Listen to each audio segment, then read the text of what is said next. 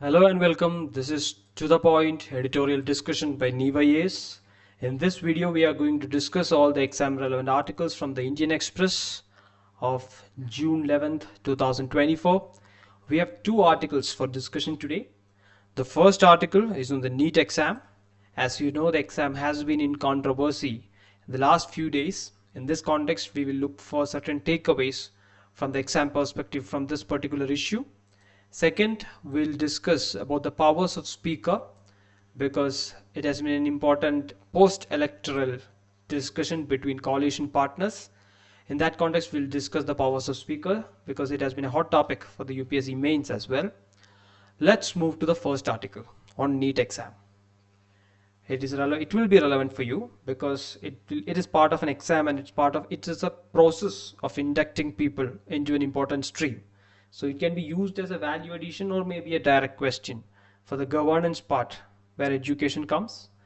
And in the GS4 ethic paper, you can use it as an example as per your discretion. Let's understand the exam first. So NEET exam was introduced in 2017-18 and now it functions as an entrance to all government and private medical, dental and Ayush seats. So it's a one size fits all policy with one exam, single window to all government and private medical, dental and Ayush seats.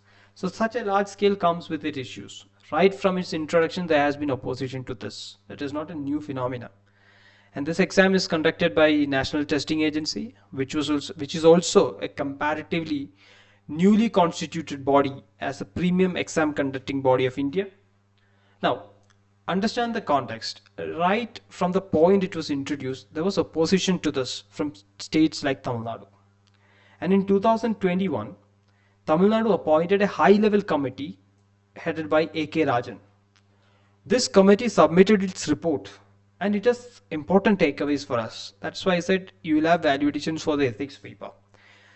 The committee says that the share of English medium students shot up from 85% in 2016-17, which is before the introduction of NEET, to 98% in 2020-21. So in the new education policy, we are emphasizing about the need to teach or change the education curriculum to vernacular languages. And you should know that a large amount of students study in schools that have regional language as their medium. And such students are often coming from educationally backward or lower income groups. So the share of that students went down from 15% in the 2016-17 level to just 2% or under 2%. It was already low, it was further diminished because of the introduction of NEET. Now the study also says that the intake from rural areas have also come down. The study gives clear statistics about all this. You can refer to it directly if you want to go deeper, but the overall idea would be enough for the exam perspective. The overall intake from rural areas diminished after NEET. There were less intake of lower income groups as well because it is all connected. The most interesting thing, of all the students who got admission in 2019-20 period, 99% of the students took coaching. Now, why is this important? It's because coaching comes with a cost and it comes with a very high cost when it comes to exams like NEET, and better coaching is often priced high. So what about students who cannot afford coaching? So because of economic disparity, they are losing out on a job that should be meritorious in nature. So this is based on the argument that merit doesn't exist in a social vacuum. When we talk about merit, it is applicable for all examinations. Or it is the basic pillar of the idea of reservation as well, because merit doesn't exist in a social vacuum. It is related to your income, it is related to your social background, etc. So this can be seen in that context as well. Now what did Tamil Nadu do after this is that they passed the Tamil Nadu Admission to Undergraduate Medical Courses Bill, which is popularly known as the NEET Abolition Bill. In this bill, they proposed that admission should be based on normalized class 12 marks. The class 12 marks should be taken into consideration, but it should be normalized on a standard scale between different boards. So the benefit of this is right to education is a fundamental right. So it is the duty of the schools or the states to give education to children up to the age of 14. So children who avail that, the basic minimum education will also get an equal shot at the examination if it is based on the class 12 marks. And it will be normalized also across boards. So the issue of higher income groups availing high quality coaching can be minimized here. And the issue of income disparity, the issue of rural urban disparity can also be addressed with such a move.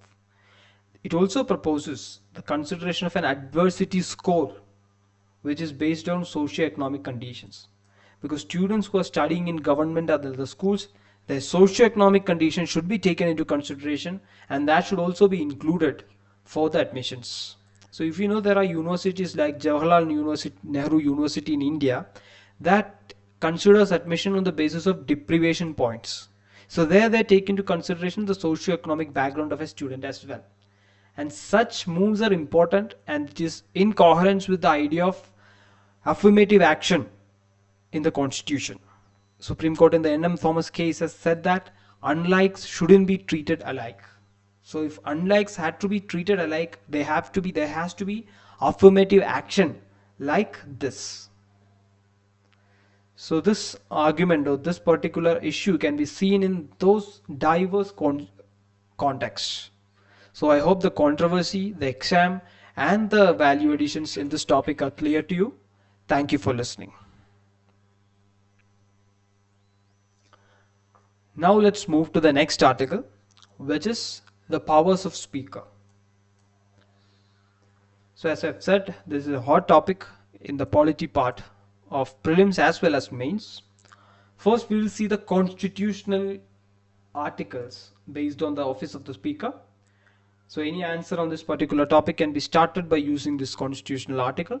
Article 93 of the Indian Constitution says that election, it deals with the election of speaker. It says the speaker should be elected as soon as or maybe after the commencement of the first meeting of the House using a simple majority. So the speaker, there should be often the practice that is actually taking place is the appointment of a pro tem speaker under whom everybody will take their oaths.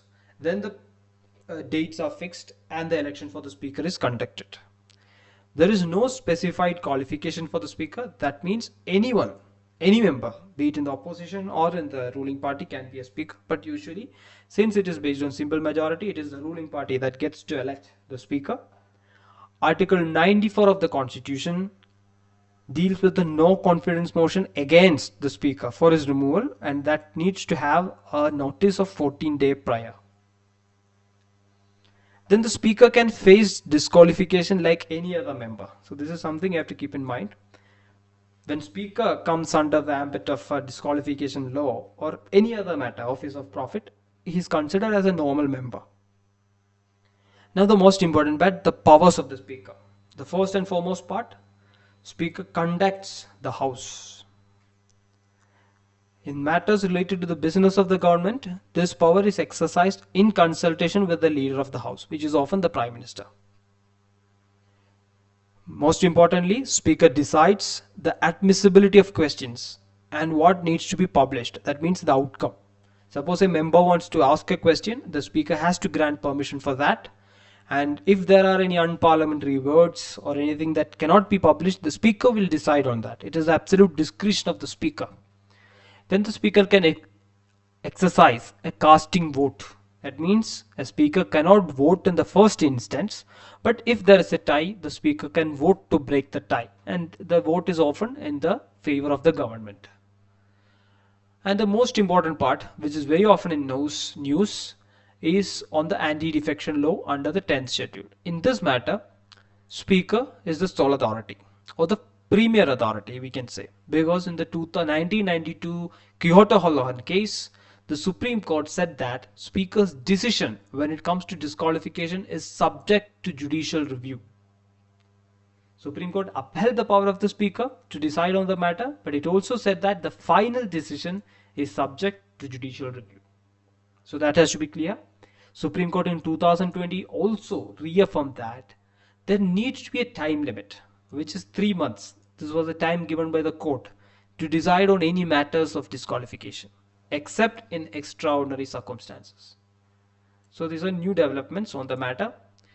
So I hope you're clear with the constitutional provisions for this particular office and the major powers and the Supreme Court rulings on the matter of the 10th schedule. So that's all from the Indian Express today. Thank you for listening.